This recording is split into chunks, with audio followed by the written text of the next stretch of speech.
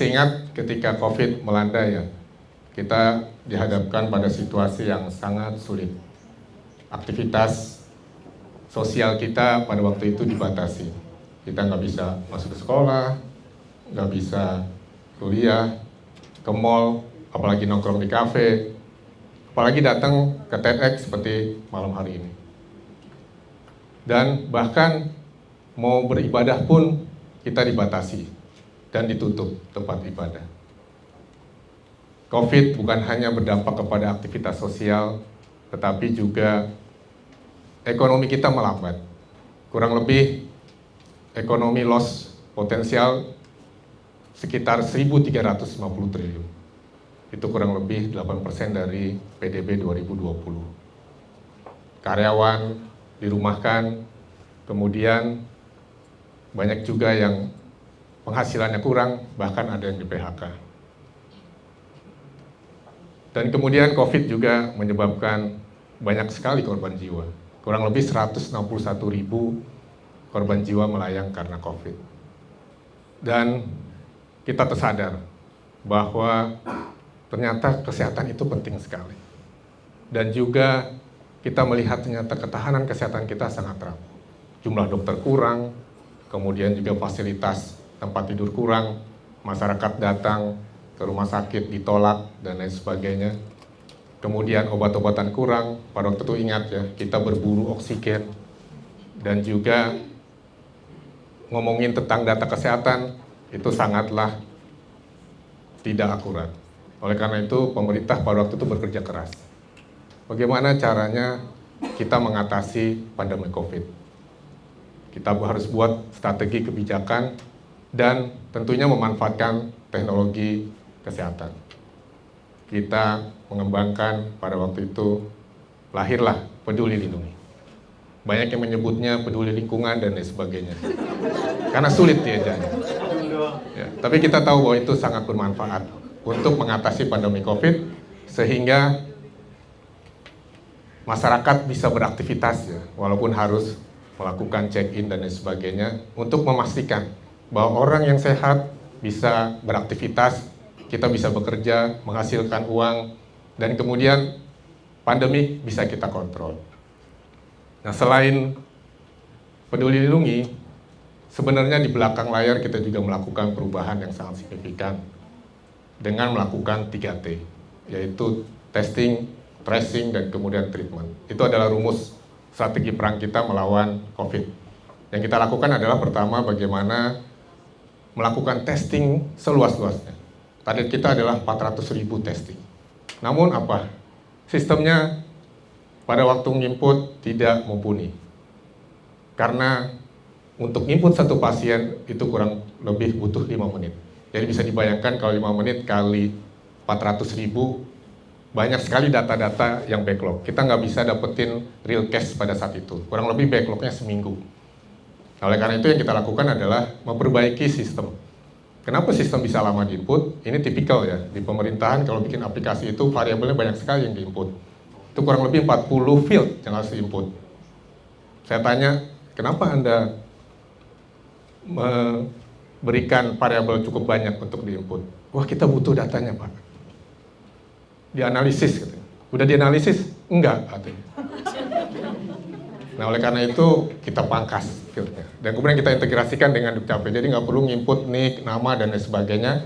Hanya cukup nginput nick, kemudian keluar datanya. Dan itu memangkas input hanya kurang lebih 20 detik. Jadi bisa dibayangkan akhirnya kita bisa dapetin data real time 400.000 per day. Dan kemudian berikutnya adalah memperbaiki tracing. Tracing pada waktu itu hanya bisa mengcover 1:2. Artinya satu orang kita bisa kontak tracing 2 orang. Padahal kan kita pada waktu itu ketemu orang yang cukup banyak. Akhirnya lahirlah Peduli Lindungi untuk men-tracing dan bisa meng-increase kurang lebih 1:10, bahkan 1:20. Karena begitu masuk ke mall, kita tahu pada jam itu siapa saja yang di mall dan lain sebagainya. Nah, dengan adanya tracing tersebut, jadi kita tahu ini virusnya lari kemana gitu. Oh, ternyata ke si A, ternyata ke si B, dan lain sebagainya. Dan kemudian yang terakhir adalah bagaimana kita bisa mentreatment orang-orang yang COVID, tetapi dia tidak perlu ke rumah sakit. Karena begitu ke rumah sakit dia menularkan pengemudi Grab, dan teman sekitarnya. Oleh karena itu yang kita lakukan adalah begitu tes COVID, teman-teman tiba-tiba dapat WhatsApp dari Kemenkes. Ya, isinya bukan pemberitahuan ataupun hal lainnya, tetapi adalah Anda terkena COVID. Pada waktu itu mungkin stres, kemudian mau kemana? Oleh karena itu langsung kita kasih Anda konsultasi ke 17 layanan telemedicine yang ada pada saat itu. Dan kemudian mereka bisa konsultasi, dan kemudian dikasih resep, tidak perlu kemana-mana, obatnya langsung nyampe ke rumah. Kurang lebih 500.000 masyarakat Indonesia sudah dapat obat pada saat itu. Dan yang dilayani kurang lebih 1 juta masyarakat. Jadi bisa dibayangkan dengan model seperti itu yang dikembangkan di pemerintahan, kita berhasil mengatasi pandemi COVID, dan alhamdulillah saat ini TEDx bisa terbuka untuk umum. Dan kemudian yang berikutnya, kenapa itu bisa kita lakukan? Ada 2 hal yang bisa kita lakukan untuk merubah birokrasi dan tata cara kerja di pemerintahan. Pertama tentunya harus adalah strong leadership, termasuk e-leadership. Bersyukur Kementerian Kesehatan memiliki Pak Budi Gunadisadikin, di mana beliau memiliki e-leadership yang kuat, dan kemudian berikutnya lagi adalah kolaborasi.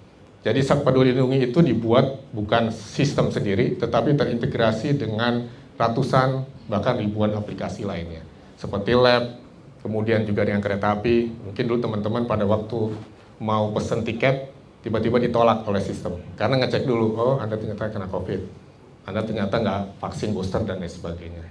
Nah itu kita melakukan kolaborasi, termasuk dengan telemedicine. Kami tidak perlu bikin sistem telemedicine, tapi bisa berintegrasi dengan layanan telemedicine. Dan juga yang terpenting lagi adalah kita membentuk DTO, Digital Transformation Office, di mana talent-talent muda kita hire, dan kemudian untuk melakukan disrupsi terhadap pemerintah. Yang dilakukan disrupsi adalah tata cara kerja yang tadinya bukan agile gitu ya.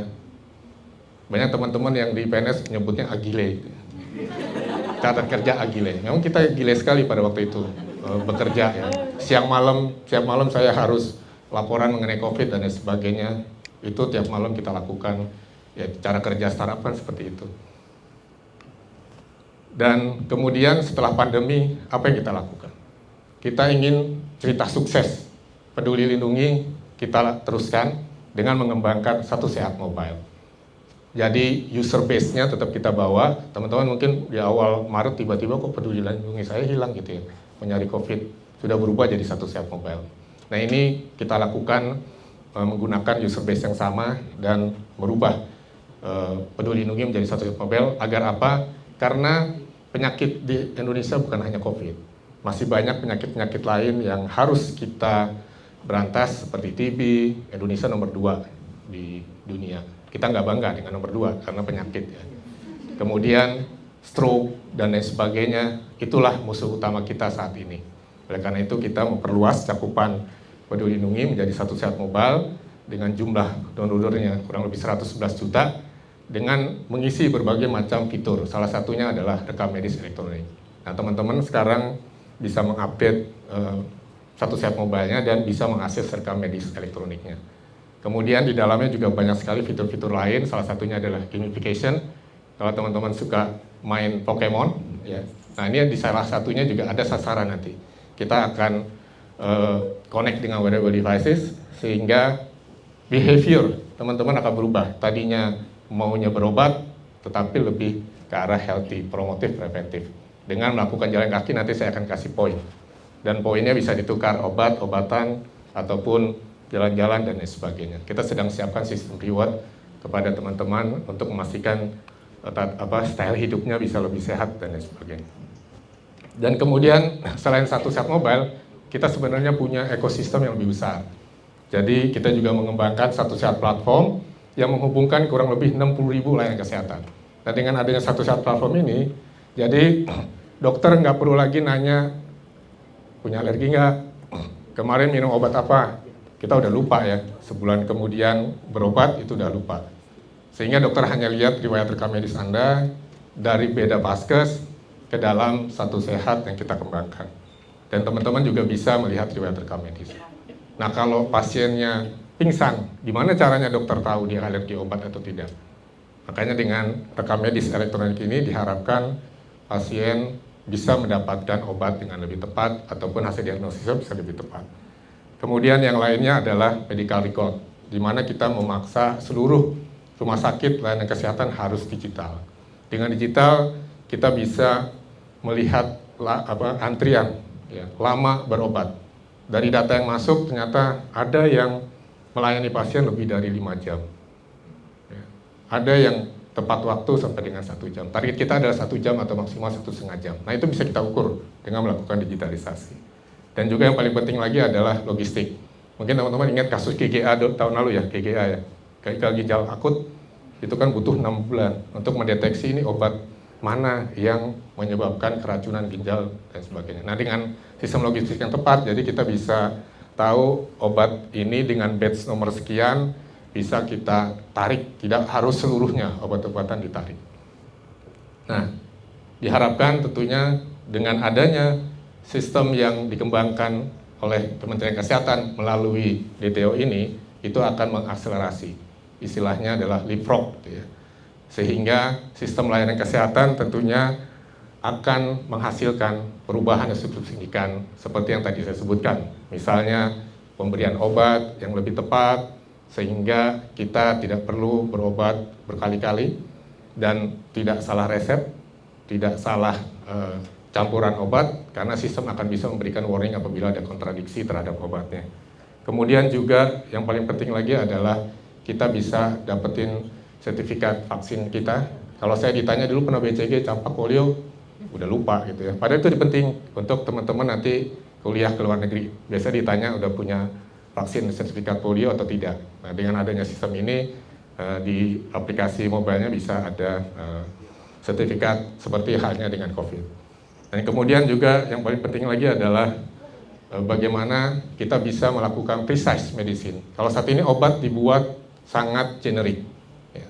Generik artinya kalau Panadol ada yang ampuh, ada yang nggak ampuh, dan lain sebagainya. Nah, dengan sistem yang prescription medicine ini diharapkan obat-obatan yang dibuat pun sesuai dengan kebutuhan kita. Dan tentunya kita berharap bisa jadi bagian journey dari health information ini. Karena sifat yang kita kembangkan adalah platform terbuka, teman-teman SARA pun bisa ikutan di dalam mengembangkan sistem layanan kesehatan seperti klinik, laboratorium, dan lain sebagainya. Masih kurang lebih ada 40 sampai dengan 50% layanan kesehatan yang belum digital. Nah, itu yang kita dorong kepada startup dan lain sebagainya untuk mengembangkan sistem layanan kesehatan yang lebih baik lagi. Ya, kita harapkan dengan hanya klik one way, ya, hanya dengan 1 klik kita bisa dapetin informasi kesehatan secara lebih detail. Terakhir saya mau pantun. Ya. Ketedek hari Jumat, pulangnya bawa duku. Dengan 1 sehat, sehat Indonesiaku.